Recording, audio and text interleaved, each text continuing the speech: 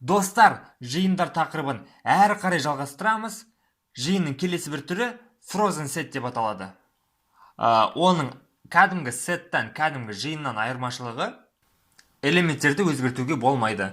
Тізім мен карташ секілді. Мұны көрейік. Set 1. Ол бұлай ашылады. Frozen set. Және ішіне тізім бересіз қандай да бір.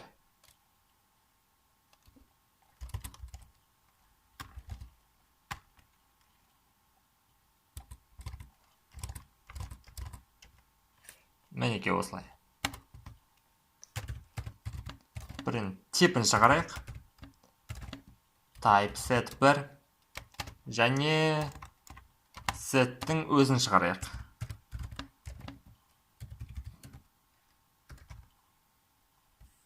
Мінеке класс Frozen set. Мінеке бұлай шығарып берді бізге. Осы жерден set 1 нүкте remove. Мысалы 5-ті өшір деп айтатын болсам, ол маған қате береді. Frozen set'та remove деген атрибут жоқ дейді. Remove әдісі жоқ. Демек, бұны өшіруге, сонымен қатар жаңа элемент қоссақ,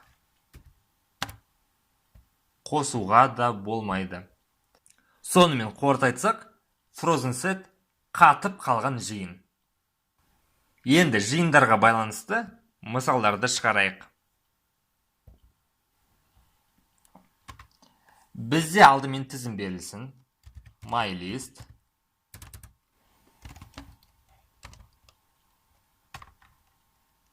Оны элементтермен толтырайық.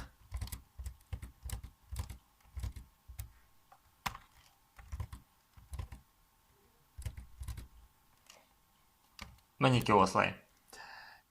Бұл жерден біз табу керекпіз барлық элементтердің суммасын емес, тек бір ғана элементін алып, соларды қосу керекпіз. Яғни 1 қосу 2, қосу 3, қосу 4, қосу 5. Жауабы 15 шығу керек. Бұны қалай жасасақ болады? Бұны алдымен жиынға түрлендіреміз. Set my list.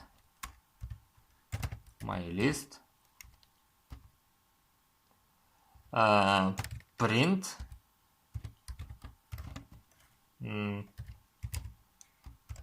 Sum set 1. Көріп тұрғандарыңызда мінеке 15 шықты. Келесі мысалы. List 1 берілсін бізде. Бұның ішінде қандай да бір түстер бар дейік. Мысалға white, red, green. Енді екінші тізім бар дейік. List 2. Алғашқы түсіміз қара болсын, black, blue, red. Енді осы жерде табу керек біз. Екінші тізімде жоқ, бірінші тізімдегі түстерді. Алдымен дәл осы жерден осы видеоны паузаға қоя тұрып, өзіңіз шығарып қойыңыз. Паузаны басыңыз. Енді бұны қалай шығаруға болады? Екеуінде жиынға ауыстырамыз. Set 1 тең болады. Set list 1.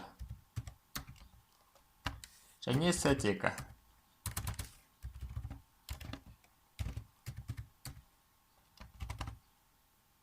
Экранға шығарамыз. Print. Set 1 алыңғы сабақты өткен difference әдісін қолданамыз. Difference. Set 2 жай ғана. Міне, green мен white'ты шығарды. Green мен white мына екінші тізімде жоқ. Келесі мысалда біз мынандай сандарды экранға шығаруымыз керек. 1-ді 1 рет, 2-ні 2 рет, 3-ті 3 рет, және ары қарай солай. Және бұл сандарымыз қолданушы енгізген санға дейін болу керек. Сонымен қатар, осындай сандарды алдымен шығарып алып, одан соң оны жиынға түрлендіруіңіз қажет. Видеоны осы жерден паузаға қойыңыз да өзіңіз шығарып көріңіз. Жақсы, олай болса, бұл есепті шығаруға кірісейік. Мынаны комментарийге қоя салайын. Алдымен жиын ашып алайық. Set 1, set. Бос қалдыра салайық. Қолданушыдан сан сұраймыз, қаншаға дейін болатын input арқылы. Int, input.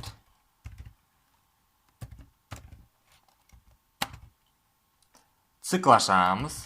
For I in range. Бірден бастап қолданушы енгізген санға дейін болсын. Алдымен экранға шығарып көрейік. Print. Ең оңай жолы мұна белгілі бір санды алып, оны жолға түрлендіріп, соны осынша рет көбейту керек. Мысал қараңыздар. Айды аламыздағы жолға түрлендіреміз. Және оны көбейтеміз сол айдың өзіне. Соны бірді бірле шығарады, екіні екі рет шығарады. Қосып көретін болсақ, менен сан сұрап тұр, 10-ға дейін болсын. Мінеке. Бірді бірлет, екіні екі рет, үшті рет. Осылай шығарып берді.